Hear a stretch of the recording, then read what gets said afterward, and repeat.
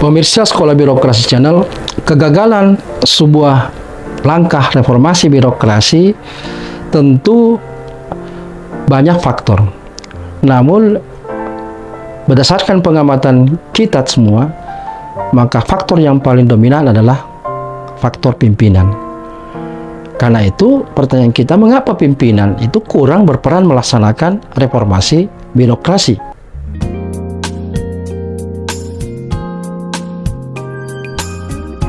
Sebenarnya hal yang penting yang dipertanyakan, apa sih peran pemimpin di dalam reformasi birokrasi? Karena pemimpin ini memainkan peranan yang sangat penting di dalam reformasi birokrasi. Tentu sebagai pemimpin ia harus memiliki tekad yang kuat untuk merubah sistem birokrasi yang ada dan memperkenalkan konsep baru untuk melakukan perubahan yang diperlukan. Selain itu, pemimpin juga harus mampu membuat perencanaan yang jelas untuk melakukan perubahan dan memimpin tim untuk melaksanakan tugas-tugas yang diperlukan. Pemimpin juga diperlukan untuk bekerja dengan para pejabat birokrasinya dan termasuk warga masyarakatnya untuk memastikan bahwa reformasi birokrasi berjalan lancar dan mendapatkan dukungan yang diperlukan. Dalam konteks ini, maka pemimpin harus komunikatif dan membuka dialog dan membangun kepercayaan dengan pihak-pihak yang terkait. Dengan demikian, mengambil peran ini, pemimpin akan memimpin upaya-upaya reformasi birokrasi yang lebih efektif dan berhasil, yang pada akhirnya akan menghasilkan hasil yang positif bagi pemerintah dan masyarakatnya.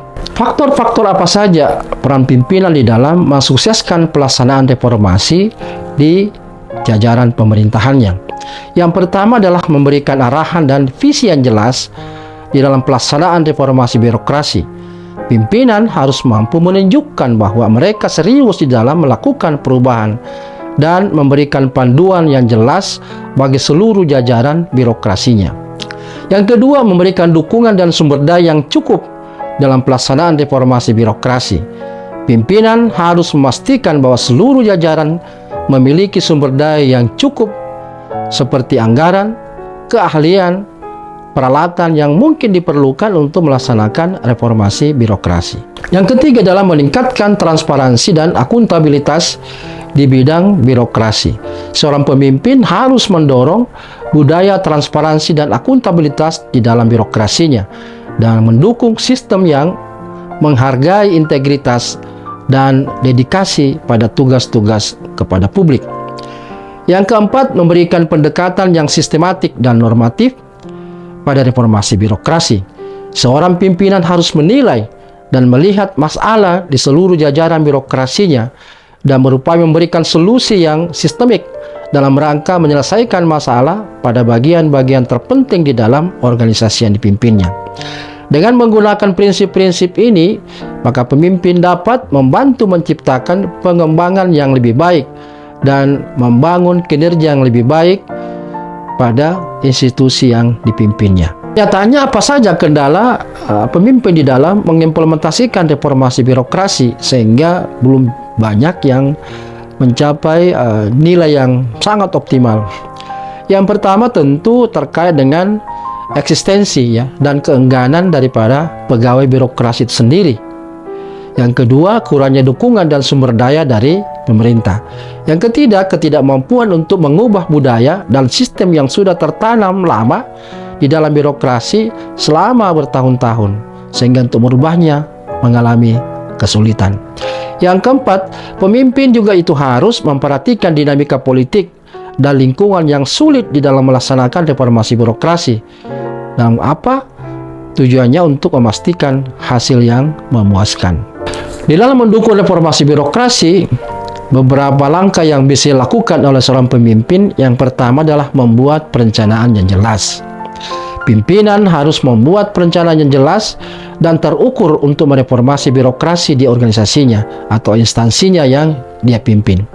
Hal ini bisa dilakukan dengan membuat peta jalan atau roadmap, atau sekaligus dengan rencana aksi yang spesifik dan dapat diimplementasikan.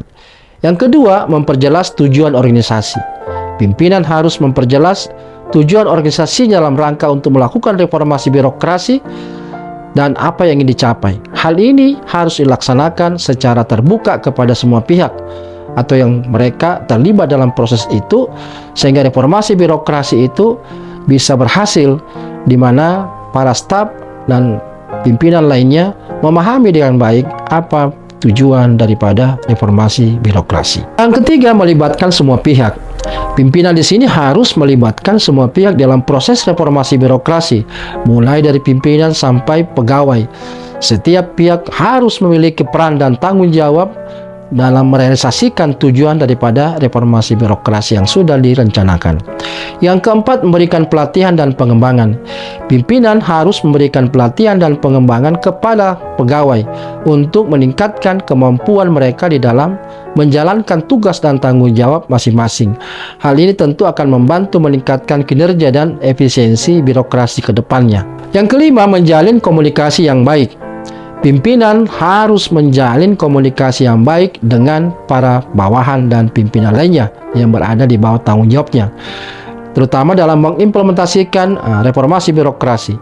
Hal ini akan membantu memperbaiki kinerja birokrasi dan mencegah adanya kesalahpahaman dan perbedaan pandangan.